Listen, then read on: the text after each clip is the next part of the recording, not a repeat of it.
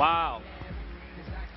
Little kid growing up, only child, and people say that I was spoiled, but I was spoiled. I was the only one who had to do the dishes and the only one who had to mow the lawn. I got all the attention, the only one who got beatings, you know. I couldn't blame it on anybody else.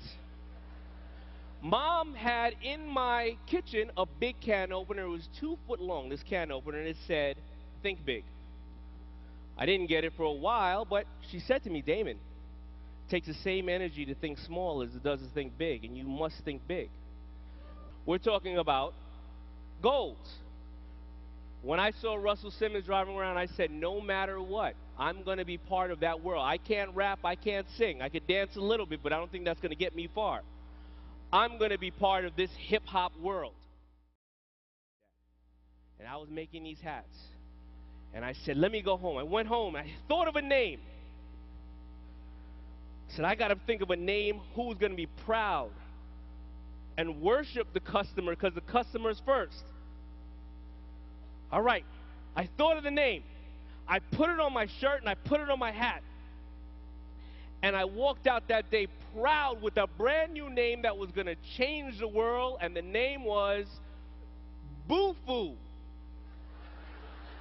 By us, for us. I'm walking down the block, and a girl that I used to date, her brother, her gay brother, came up to me and gave me the sloppiest, wettest kiss on my cheek. And said to me, Damon, I always knew that about you. And I said, what the hell are you talking about? Oh, boo-foo. Down south, boo-foo mean, I don't want to tell you what it meant. But it definitely wasn't by us, for us. So, I quickly went back and changed the name, as well as changed my phone number because he kept calling me the rest of the night. And I changed the name to FUBU. All right, now it's time to monetize this situation, and how are we going to do that? We need a spokesperson. We saw that Nike had Michael Jordan, and we need a spokesperson. So the person I knew was LL, and I knew LL knew a lot of people. LL wasn't the most fashionable guy, but he also was a star, but I knew that he could hook me up with Russell Simmons and everybody else, so I go to his house. I say, L, I really need this. I need to know how to get Russell Simmons or Andre Harrell or one of these guys, to Albie Shore, somebody to be my spokesperson. And he said, listen, I don't want to do my LL invitation, but he said, hey, baby, you know what I'm saying? What you need to do is you need to stalk him. You need to not let him breathe. You know, show up at his door every single day and do whatever you got to do. And no matter what, not let him out of your sights till you push your will on theirs and overcome their resistance. I said, all right, well, how do I find him? Well, I don't know. You got to go out there and find him. I can't tell you. I can't give you their addresses. So, went home. I thought about it, and I said, well, why don't I just stalk LL? So, I went to his house the next day, and I set up camp on his lawn the next day. Me and my friends. I took his advice, right? Now, LL comes out the house. And, you know, I knew that he had to leave for some show he was shooting called In the House in Los Angeles. I knew I had to get in a limousine. And we stood outside the house with cameras. And he said to me, you know what? If I take this shot, I probably will lose all my other endorsements, anything from Nike to everything else. He said, because nobody knows you. Nobody knows if you're ever going to get anywhere. He said, but you know what? That burning desire in your eye, I believe in you. I'm going to take the shot. And if anything happens, you take care of me, and we become, you know, we'll do this together. I said, I promise I will. And I took that shot. Now, that started it all for me. Again, every single goal ignited me to another goal. Now, what did I do? I did my homework. I knew where all the stores were that bought hip-hop type of apparel in the country. There was a trade show that happened in Vegas twice a year, excuse me, and it's called the Magic Show, and I sent a picture of LL in my hat to all the stores and said, we're going to be at the Magic Show. Now, I had no way to get out to the Magic Show and no money to get into the Magic Show. We wrote $300,000 worth of orders in Vegas, 5 miles away, and they said it couldn't be done. $300,000. I'm on the plane, counting the $300,000. Wow. Then it hit me. I got to make this crap. I don't have $300,000. Oh, my God. And now, if I don't make it, the stores will never believe in me again, and all the work we've done will be over.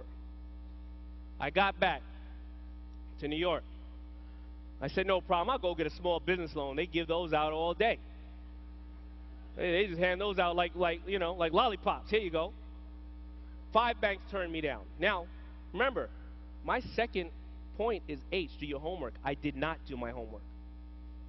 10 banks turned me down. 20 banks turned me down. I didn't even know there was more than 20 banks. But by the time I was done getting kicked in the ass out the door, there was 27 banks that turned me down. And the biggest gamble of my life had to happen at that point because I didn't have any money. So I did like somebody uneducated would do. I took a loan, a second mortgage on my home at 15% interest. And this is the most important part of being a salesperson.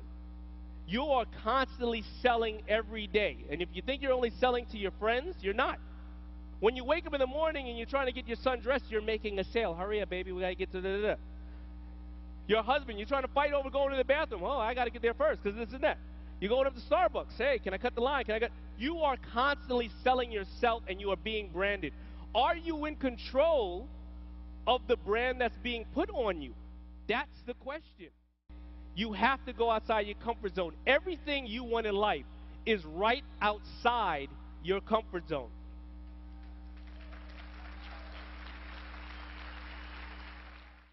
If you do it for money, you will always fail. Money is a very elusive object.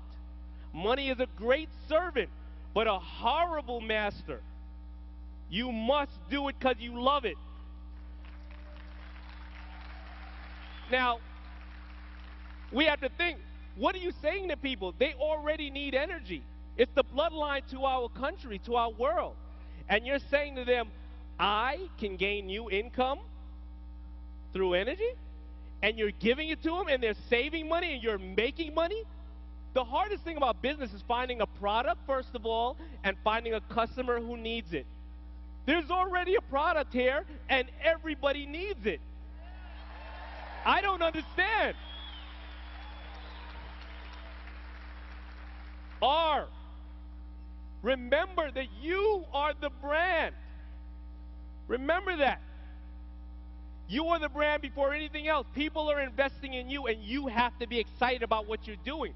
Because if you're one of those people who, as they were saying earlier, Doug said, just put your tippy toe in something, doesn't work. You know why? Because if I'm a follower and I see that you're putting your tippy toe in it, I don't want to talk to you 6 months later and go, hey, whatever happened to the Ignite thing? Oh, I'm not on to that no more. I'm on to something new. I don't want to do that. Also, you can't walk up to somebody and say, hey, you should get, I'm doing this little thing. No. That's not infectious. You're the brand. Hey, saving money. You can save money. You need to be part of this. Even if they reject you for that moment, they'll sit back and they'll watch. And they keep seeing that excitement, and they start to go, they'll find excuses. Oh, man, I was so busy that last time I didn't know what to do. Oh, you still doing that? You have to keep going. You have to keep going.